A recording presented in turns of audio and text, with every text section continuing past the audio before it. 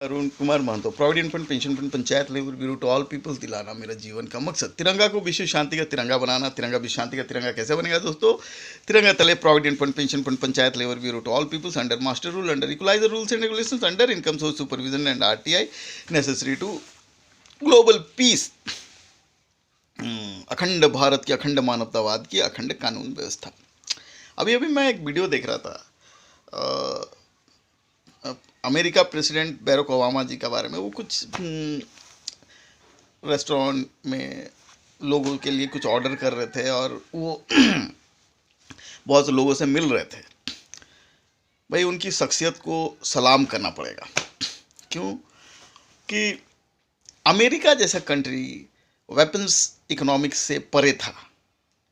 उनके देश में कोई दूसरा तरीका से पैसा कमाने का विधिवत व्यवस्था शुरू हो गया था और पाकिस्तान या दूसरे देशों को वो वेपन सप्लाई करने बिल्कुल भी उन्होंने नहीं दिया। शांति के लिए एक महत्वपूर्ण कदम, विश्व शांति के लिए। मैं शायद उनके देश में होता और उनको TCTVT का जो मतलब प्रोग्राम है उनको सुनाता तो शायद UN में पास भी हो जाता और लागू भी हो जाता।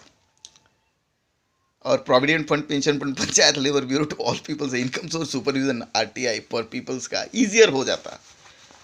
उसके बाद डोनाल्ड ट्रंप जी आए। उन्होंने पद संभालने से पहले ही पाकिस्तान को फाइटर प्लेन्स दिए।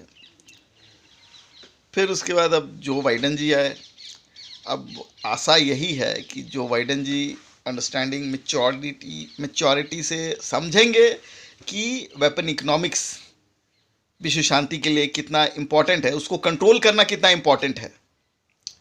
कंट्रोल बोले तो TCTBT और TCTBT का जो फंडा है वो UNO में देखिए, यहाँ मेरे पास पैसे ही कम है, मैं डायरेक्ट UN एडमिनिस्ट्रेशन में भेज नहीं सकता। और इंडिया में है एडमिनिस्ट्रेशन, वहाँ तो भेज सकता हूँ, या फिर हमारे देश के राष्ट्रपति जी को तो भेज सकता हूँ। इससे पूरी दुनिया की जो इकोनॉमिकल वर्जन्स है वो वेपन इकोनॉमिक्स को परे करेगी। वेपन इकोनॉमिक्स को परे करेगी और हमारे देश की सरकार और मतलब विश्व शांति के लिए और आतंकवाद के लिए और प्रति व्यक्ति आय का RTI ईजी से हो सकता है, जिसके वजह से विश्व शांति के लिए। इसीलिए तो मैं बोल रहा हूँ तिरंगा को विश्व शांति का तिरंगा बनाना। लेकिन जो फुल मेजॉरिटी वाली पार्टी है जो दिल्ली में बैठी हुई है, उन लोगों को समझ में नहीं आ रहा है एक इंसान का जान कितना कीमती होता है। मैं एक बार बहुत मेडिकली इंजर्ड हो चुका था, तो TMH में मैं एडमिट था। तो TMH में बहुत मुश्किल से बचा। अब वहाँ से अब छूटा हुआ हूँ। हो सकता है मैं मर जाता तो आज ये बात कोई लिखने वाला नहीं, कोई फाइट करने वाला नहीं, कोई प्रोटेस्ट करने वाला नहीं है। और हो सकता था कि मोदी जी या अरविंद केजरीवाल जी आराम से PM बन के बस देश चलाते रहते। कोई मरता, कोई बचता, प्रति व्यक्ति आय का RTI नहीं होता।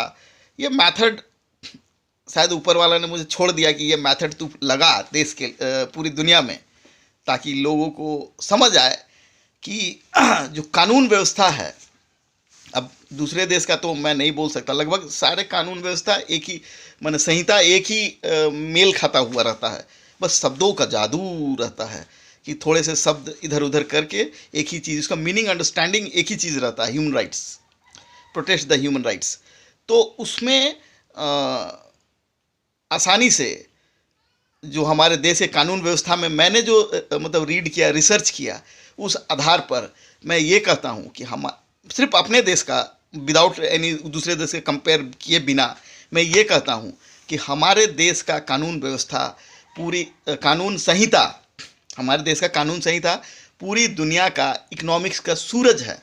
क्योंकि मैंने इसे पढ़ा है। सूर्य मतलब कि अगर विश्व शांति का तिरंगा बन जाता है, उसके बाद तो जैसे कि ऑटोमेटिकली बाकी दूसरे देशों को भारत का सपोर्ट या विरोध करने के लिए भी उन लोगों को विश्व शांति के तिरंगा या फिर provident fund, pension fund, panchayat labour bureau to all peoples या प्रति व्यक्ति आय का RTI के लिए उन लोगों को लागू करना ही पड़ेगा। जय हिंद।